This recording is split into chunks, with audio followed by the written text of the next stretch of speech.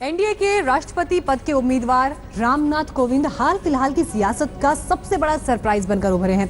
दरअसल रामनाथ कोविंद के नाम से प्रधानमंत्री मोदी ने एक तीर से कई शिकार किए हैं। एक तरफ दलित राजनीति की बिसात पर कई मोहरों को उन्होंने पीट दिया, तो दूसरी तरफ खुद बीजेपी के लोग रामनाथ कोविंद के नाम के ऐलान से हैरान हैं।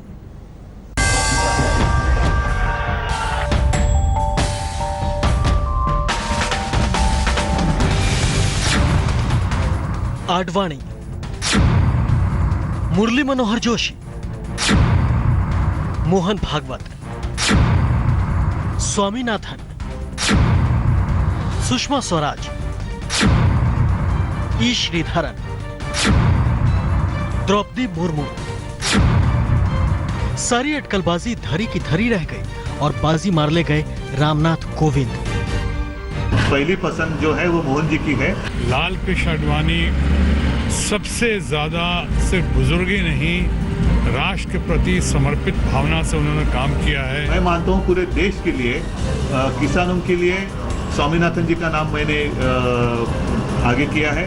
राष्ट्रपति का नाम नरेंद्र मोदी के पेट में है अंदर, बाकी सब आईवास है, ये सब चीजें। लालू ही सही थे, आम जनता तो छोड़ दीजिए, मीडिया के धुरंधरों को भी रामनाथ कोविंद का नाम और चेहरा याद करने के लिए दिमाग पर जमकर जोर डालना पड़ गया।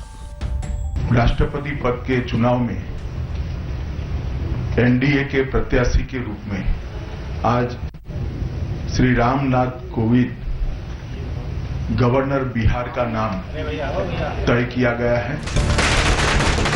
रामनाथ कोविंद के नाम के ऐलान के साथ ही बिहार के राजभवन में उन्हें बधाई देने वालों की भीड़ जुटनी शुरू हो गई, तो कानपुर में उनके मोहल्ले में उत्सव जैसा माहौल हो गया। अपने बीच का एक शख्स राष्ट्रपति भवन की सीढ़ियां चढ़ने को तैयार है। इस बात का कानपुर के लोगों को गर्व है। हाँ, देश को लेके उन्होंने आज तक बहुत कुछ किया है और आगे भी करेंगे। अब तो सर्वोच्च पद पे पहुंच गए हैं और काफी खुश हैं हम लोग। बहुत ऊंचे पद पे पहुंचे, भगवान की मेहर है, ये बहुत सौभाग्य है। ये खुश बहुत है कि मेरे चाचा इस पदवी पे आ गए। उनकी हमेशा कोशिश यही रही है कि हर समाज को सभी को लेके साथ में चले वो, कि हमारे यहाँ का कोई राष्ट्रपति बन रहा है, बड़ी खुशी क्या होगा। राष्ट्रपति चुनाव की गर्म होती सियासी पिच पर पीएम मोदी की इस एक गुगली ने कितने विकेट चटका दिए, ये जानने से पहले रामनाथ कोविंद के बारे में ठीक से जान लीजिए।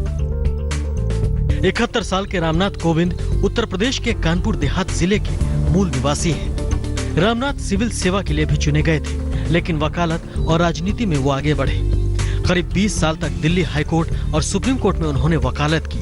उत्तर प्रदेश के दलित समाज के अंदर कोरी समुदाय से वो आते हैं। 1998 से 2002 के बीच बीजेपी की दलित मोर्चा के अध्यक्ष रहे कोविंद। 1991 में घाटमपुर से बीजेपी से लोकसभा चुनाव भी लड़ा था, लेकिन हार गए थे। 1994 से 2006 तक लगातार 2 बार बीजेपी के यूपी से राज्यसभा सदस्य रहे। 2010 के बाद बीजेपी का राष्ट्रीय प्रवक्ता बनाया गया था। 2015 में बिहार चुनाव से ठीक पहले बिहार का राज्यपाल बनाया गया था। रामनाथ कोविंद के नाम के ऐलान के बाद कोविंद ने खुद दिल्ली आकर पीएम मोदी से मुलाकात की। उनके दिल्ली आने और वापस पटना जाने के दौरान एयरपोर्ट से लेकर फ्लाइट तक में मीडिया का हुजूम उनके आगे पीछे चलता रहा।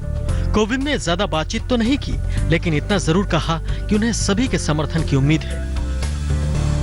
आभारी हूँ प्रधानमंत्री जी का, एनडीए का, भारतीय जनता पार्टी का और विचार परिवार का, जिन सब लोगों ने मिलकर के मुझे एक छोटे से इस देश के छोटे से नागरिक को इतनी बड़ी जिम्मेदारी सौंपने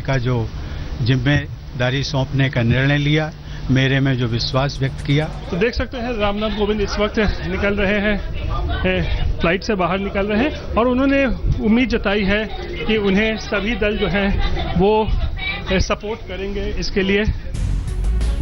अगर सब कुछ एनडीए की रणनीति के मुताबिक ही रहा तो के.आर. नारायणन के बाद रामनाथ कोविंद के तौर पर देश को दूसरा दलित राष्ट्रपति मिलेगा। कोविंद का इस पद पर पहुंचना मोदी का राजनीति मास्टर स्ट्रोक ही माना जाएगा, लेकिन ये सवाल अब भी कायम है कि कोविंद निर्विरोध चुने जाएंगे या फिर जोर आजमाइश ही करनी होगी। कानपुर से शिवपूजन झा के साथ रोहित कुमार, पटना, आज तक। अब दलित राजनीति पर विरोधियों को एक गलती भी भारी पड़ सकती है, लिहाजा हर कोई फूंक फूंक कर कदम रख रहा है। लेकिन ब्रेक से पहले हमने आपको दिखाया राष्ट्रपति पद के उम्मीदवार को लेकर सत्ता पक्ष अपना दांव चल चुका है और लगभग विपक्ष अब बैकफुट पर है। लेकिन अगर राष्ट्रपति पद को लेकर वोटिंग होती है तो आंकड़ों का गणित क्या कहता है, हमारी इस रिपोर्ट में देखिए। बतौर राष्ट्रपति उम्मीदवार रामनाथ कोविंद के नाम के ऐलान पर सियासत किस तरह बन और बिगड़ रही है, इस ग्राफिक्स के जरिए समझिए।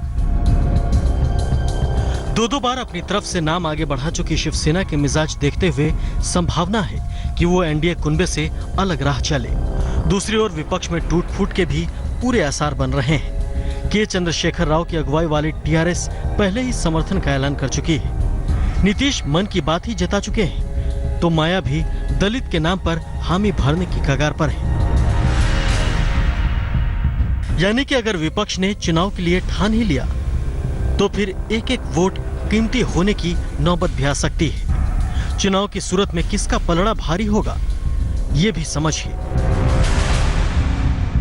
राष्ट्रपति पद के लिए कुल वोट हैं 11,04,546। इनमें एनडीए के पास है 5,37,683, यानी 48.64%। यूपीए के पास है 3,91,739, यानी 35.47%। और अन्य के पास हैं 1,44,302 वोट, यानी 13.06%। अब पूरा विपक्ष और अन्य साथ आ भी जाए तो भी एनडीए के वोटों से 0.11% वोट कम होंगे, यानी 1642 वोट कम। लेकिन चुनाव की स्थिति में तस्वीर इतनी साफ साफ रहेगी ये भी मुमकिन नहीं लगता, क्योंकि हम पहले ही बता चुके हैं कि अगर शिवसेना झटका देने का मन बनाती है तो दूसरी तरफ विपक्षी कुनबे से भी कई लोग इस पार आने को तैयार हैं। कौन आएगा कौन नहीं, इसका फैसला 22 जून को विपक्ष की बैठक के बाद ही होगा, यानी कि राष्ट्रपति चुनाव की असल तस्वीर भी तभी साफ होगी। आज तक ब्यूरो।